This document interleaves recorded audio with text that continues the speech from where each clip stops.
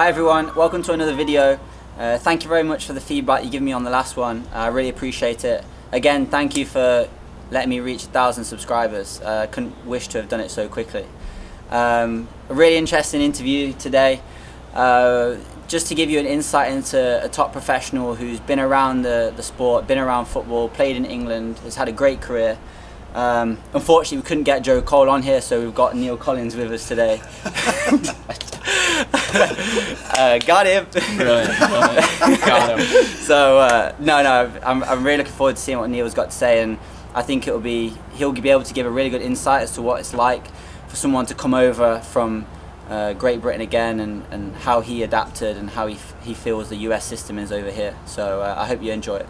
So Neil, I think let's start from the beginning.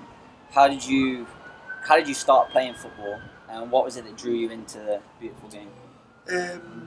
So my dad played professional football for maybe 2 or 3 years before he went on to part time and played, and kind of went on to have a career as a chartered accountant.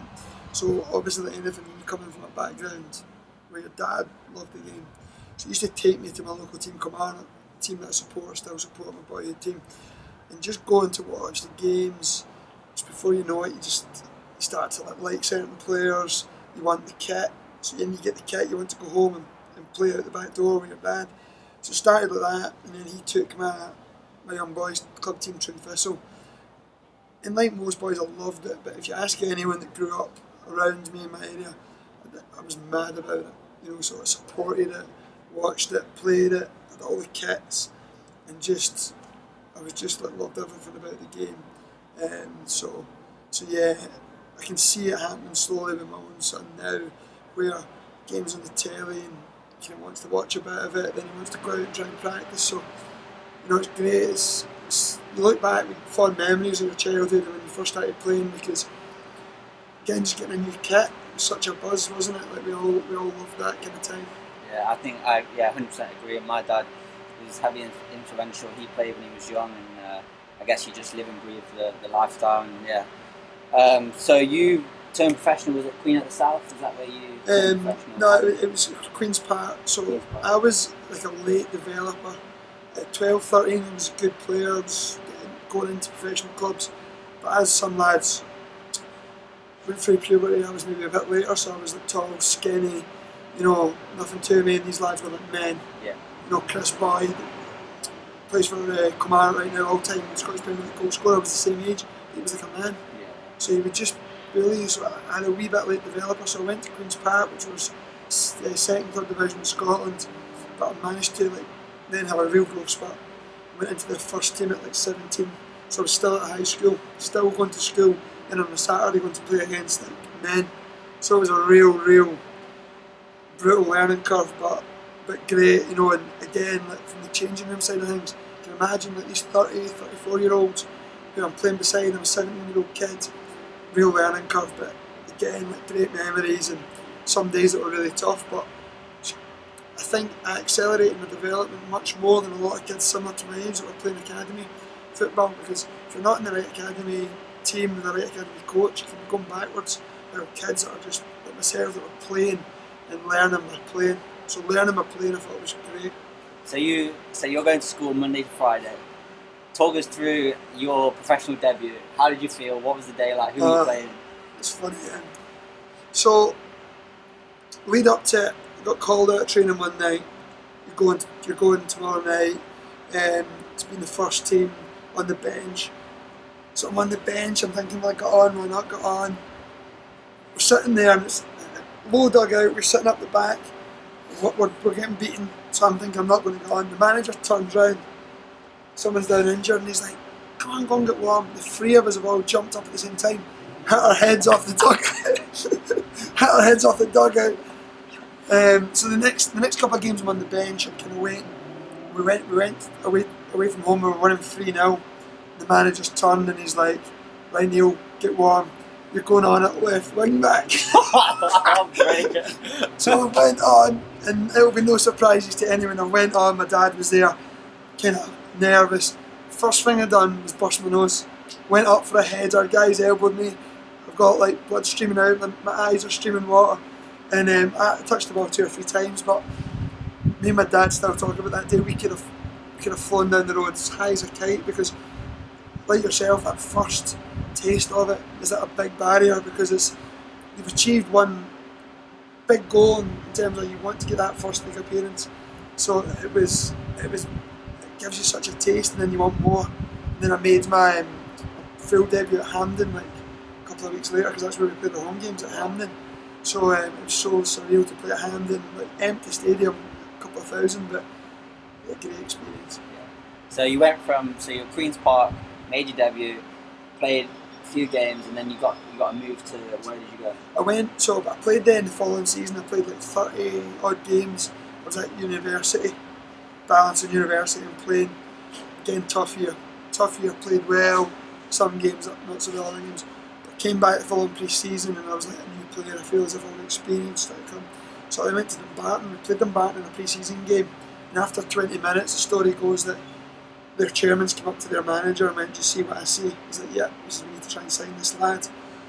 I'd also played against a couple of full-time teams that were quite keen, Hibs, United. Dumbarton made the kind of offer. In Queen's Park, the way it was run was, if someone shows an interest, they'll always let you better yourself. So Dumbarton came in, and I thought it was a great opportunity to go play at a higher level, second division, get paid a bit of money. It was a good manager, young manager, so I went. Within a couple of months, I had like everyone in England was coming to watch us. Like scouts were piling in. I was getting links in the paper with Man U, Arsenal. So it was a kind of big step. You know, all of a sudden I had like agents phoning me. So it was good. I felt as if I'd went up a level. I was starting to make a mark. And then I went to Charlton actually on trial during that season when they were in the Premiership. Had a couple of teams really kind of keen, but I actually ended up spending 2 years at Dumbarton, 2 full seasons, playing about 70 odd games. Another great learning curve, and at that time I was 20, and this is a great time, great dressing room, just playing real football. So it wasn't like overnight, but I did feel that I made a big step up at that time.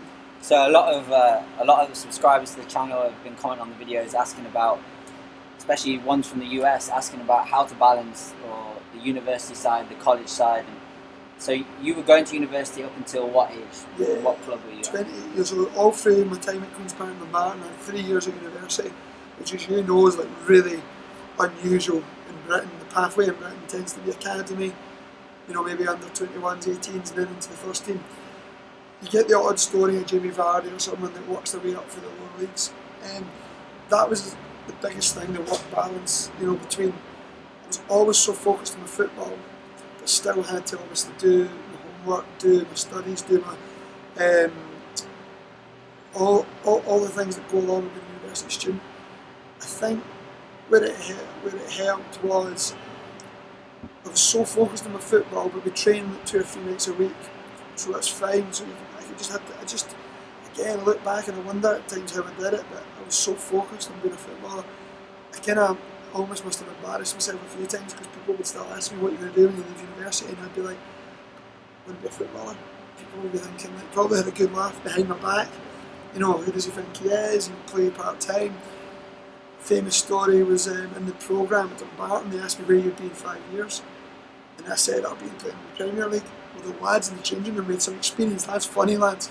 I mean, I got slaughtered for that. I got slaughtered for that, and I kind of look at like it was naivety, innocence, whatever it was, but I kind of proved them wrong, because within 2 or 3 years I made the move and got promoted to the Premier League. So it kind of just shows you sometimes innocence is a good thing, and that, you know, that youthfulness, that no fear kind of thing is quite a good thing to have. So you just dropped in the sentence there, quite subtly, just promoted in the Premier League. Like, talk us through how that happened, what the experience was like, and the vibe around the city, of the club, and everything.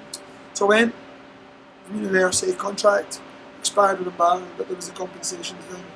The best piece of advice I ever got, my dad had done that contract and got £25,000 buyout clause. Sunderland met that after being in trial for 2 weeks, met that clause, which meant I could go. So that was great. Went there. He said, you'll be in the reserves, see how it goes. Within a month or two, I made my full debut at Sunderland. So I came out of university, made my debut at Sunderland, which was surreal, because you went from playing at that level to playing for Sunderland, one of the biggest clubs, managed by Nick McCarthy. Irish manager, previously took them to the World Cup, playing amongst players that I'd like watched on the telly for years. But I think again, I worked so hard for it. I just kind of almost just it happened at such a whirlwind. I didn't have time to think about it.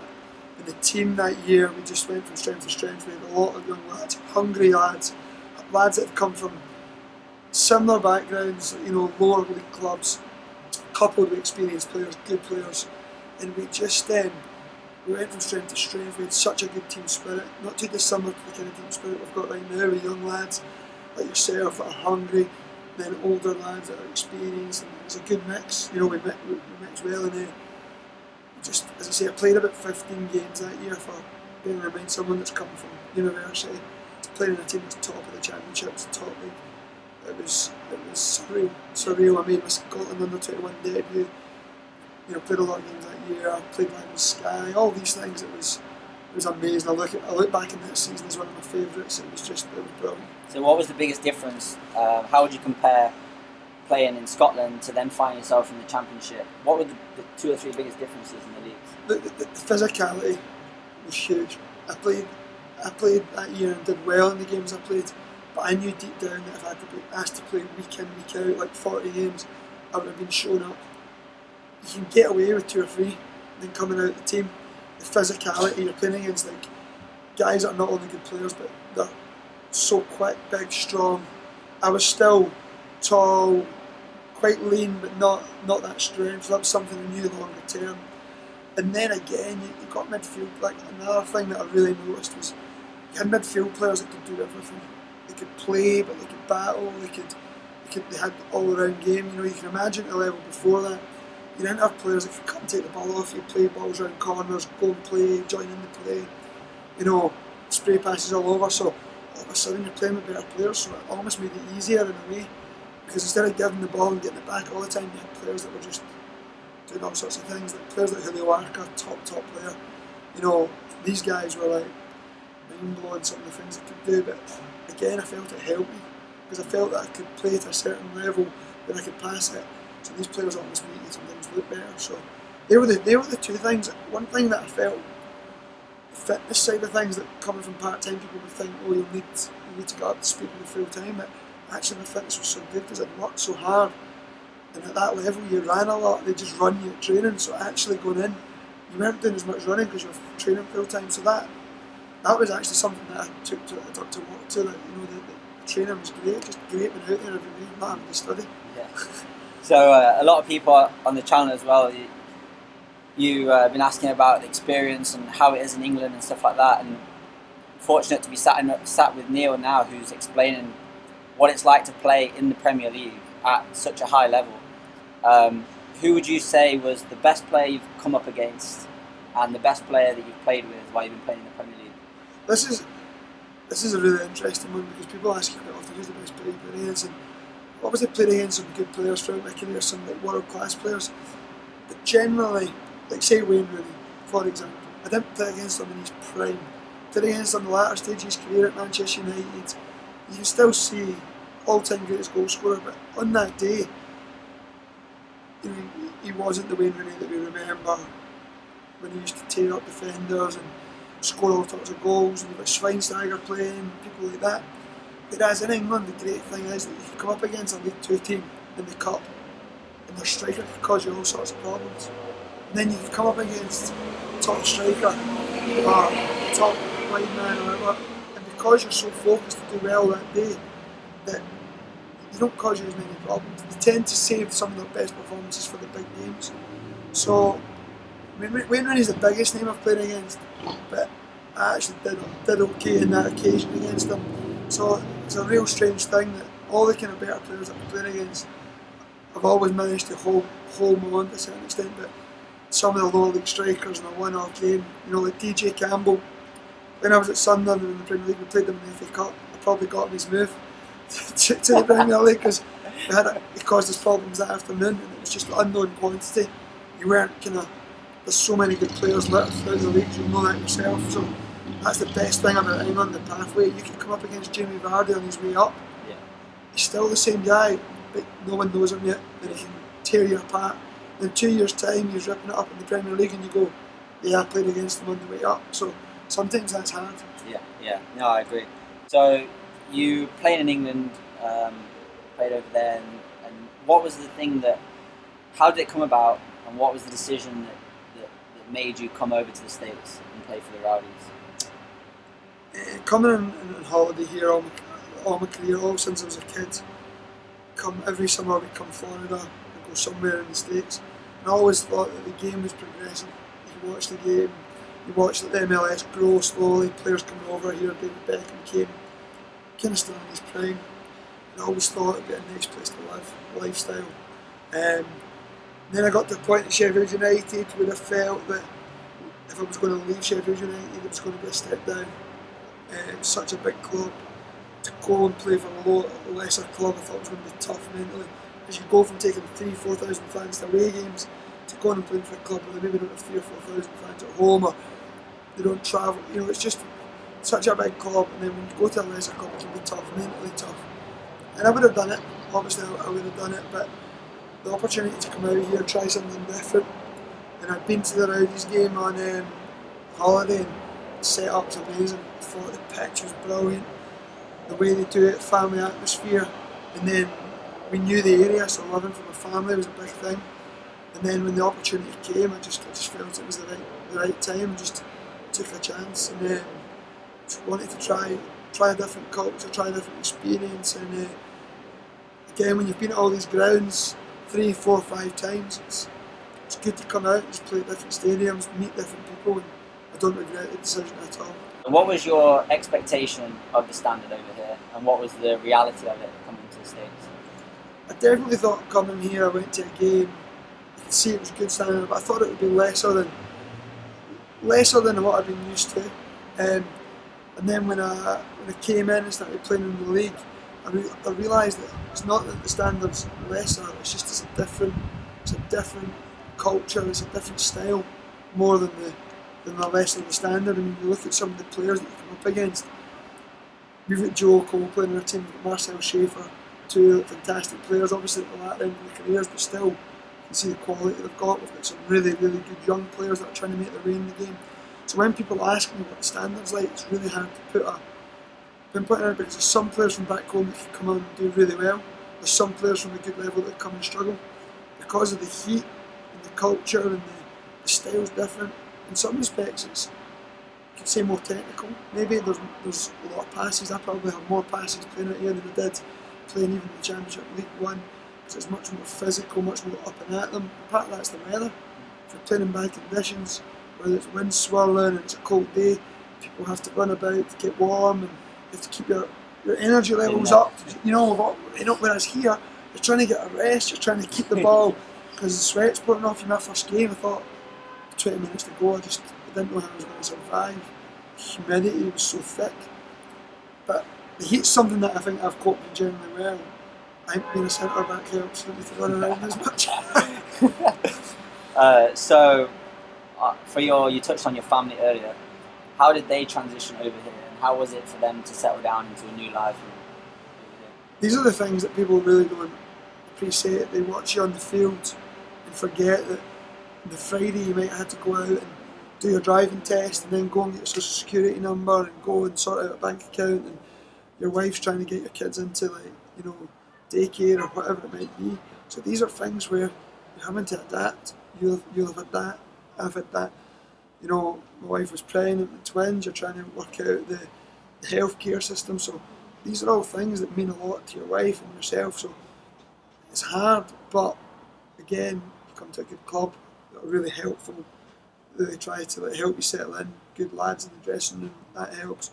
But I would say after the first year we really settled in, and we really started to get to enjoy it more, because we'd sorted out all the things that you need to do off the park. And then I came straight from a season where I played like up till March 34 odd games, and then come straight into another season, which was probably in hindsight a big ask.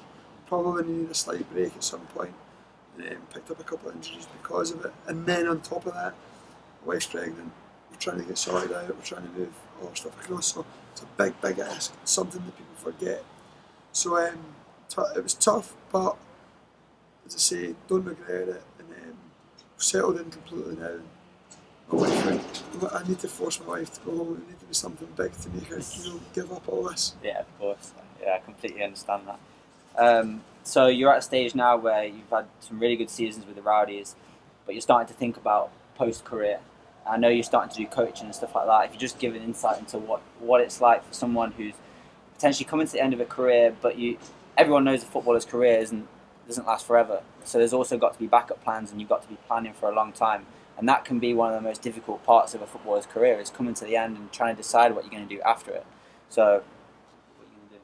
It's since I was young, I always wanted to be a coach, and obviously, as I spoke about, I went to university, so I had to have a mind at that point on what if I don't make it, and I would probably have tried to get into sport in some way, shape or form. Then I managed to crack it and get contract and have a career so far. But I've always loved football so much that I've always had an eye on coaching. I got my badges by the time I was about 30, my coaching badges, so that was always in my mind. Coming out here, I just blown away by the facilities and the growth, and the kids like thirst for soccer is huge. So with my own children, I've kind of taken an interest in running some like camps and coaching young kids, because I think it's that one issue they've got out here is that they don't have loads of parents that know about the game. We grew up, our dads were involved in football, they played it, whereas here kids are getting into sport that their parents didn't play.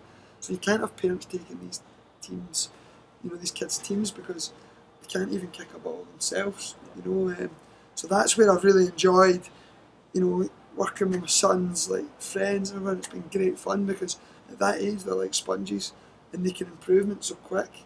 And as much as I'd love to work at a professional level, I still get great enjoyment in trying to help players improve. And these kids out here, their attitude's so good. So yeah, I've been doing a lot of coaching on the side, particularly in the off season, because 3 months off, my wife can't put up with me every hour of the day. So get out of the house and get out of the house, do coaching, and as I say, I look back to when I was a player at that age and getting to interact with someone that played the game or still plays the game would have been great. So hopefully these kids, can come and watch me play. Puts more pressure on me, because if I'm telling them to do things and they've got to watch. But it's something I really, really take a keen interest in. I love talking about football, and I love I want to try and help people get better. So the last question I'm going to ask you is the same question you got asked when you were back in Scotland. Where do you see yourself in 5 years? Oh, that's a good question. In 5 years' time, I'm going to be just about to turn 40.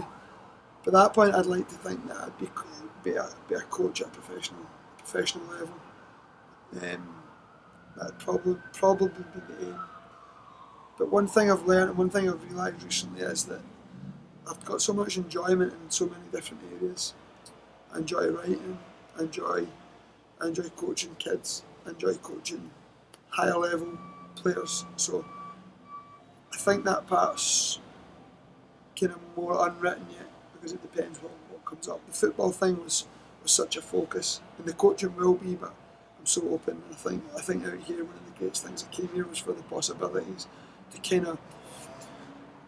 around this out here, because soccer's going such a way. So I'm definitely open to that. But if in 5 years' time I'm coaching at a professional level, I'll be delighted. So the final thing we're going to do is Jochen Graf's favourite game, so I'll let him take the stage. It's the word association game. Neely.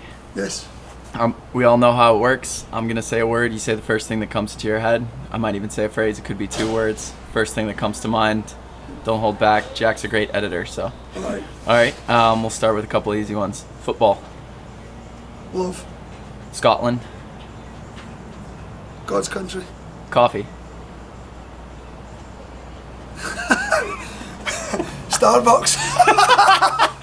Sponsored by Starbucks. Sponsored by Starbucks. Golf. Tiger Woods. Tampa. Sunshine. Joe Cole. Legend. Jack Blake. Jack Blake. Midfield maestro. Hey, there we go. Okay. Alright, let's go. Car. Fast. Films. Braveheart. Love that. Travel. Florida. World Cup. Definitely not Scotland. Cut.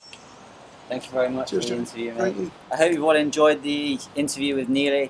Again, some great information and some aspiring words for a lot of you young people out there as well. And thank you. Keep liking, sharing, subscribing, and I'll see you on the next video.